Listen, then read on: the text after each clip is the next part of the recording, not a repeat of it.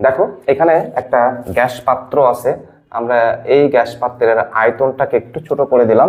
এখন এর ভিতরে কিছু গ্যাস অণু আমি দিয়ে দিলাম। এখন দেখো এই যে গ্যাস অণুগুলো এই গ্যাস পাত্রের ভিতরে কি করছে, এই গ্যাস পাত্রের ভিতরে কিন্তু এরা বিক্ষিপ্তভাবে এদিক ওদিক ছোটাছুটি করছে। এরা যখন নিজেদের মধ্যে ছোটাছুটি করছে তখন দেখো এদের নিজেদের মধ্যে যেমন সংঘর্ষ হচ্ছে, ঠিক একইভাবে কিন্তু পাত্রের গায়েও এদের সাথে সংঘর্ষ হচ্ছে।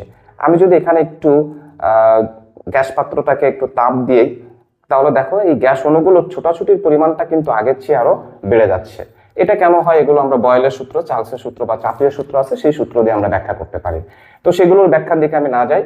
এই গ্যাস পাত্রের ভিতরে গ্যাস অণুগুলো যখন ছোটাছুটি করছে, একটা গ্যাস অণুর আর একটা গ্যাস অণুর সাথে যখন সংঘর্ষ হচ্ছে, এই দুইটা সংঘর্ষের মধ্যবর্তী সময়ে সে একটা দূরত্ব অতিক্রম করছে। কি বলছে আবার একটু মনোযোগ দিয়ে শোনো।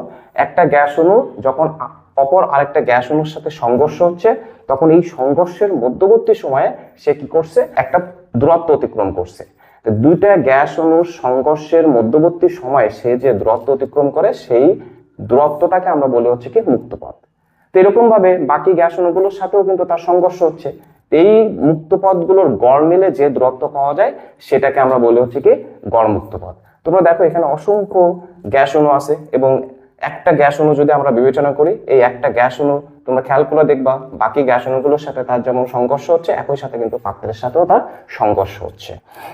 সো এই সংঘর্ষের সময় সে যে দূরত্ব অতিক্রম করে, এই দূরত্বগুলোর গড় নিলে যে পথ পাওয়া যায় সেটাকে আমরা বলি হচ্ছে কি গড় মুক্ত পথ।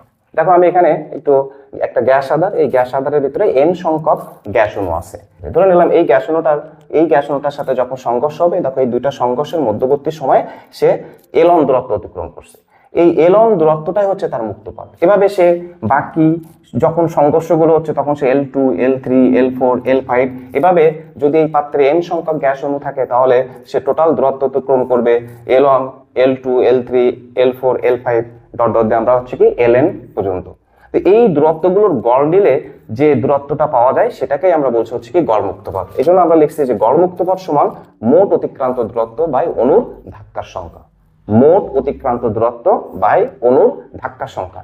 এখানে দেখো n সংখ্যক গ্যাস অণু আছে, তাহলে এখানে মোট অতিক্রান্ত দূরত্ব কি হবে, L1 plus L2 plus L3 plus dot dot হচ্ছে কি Ln। আর সংঘর্ষ সংখ্যা কি, সংঘর্ষ সংখ্যা হচ্ছে কি n। তাহলে গড় মুক্ত পথ ল্যামডা ইকুয়াল টু হচ্ছে কি L/n।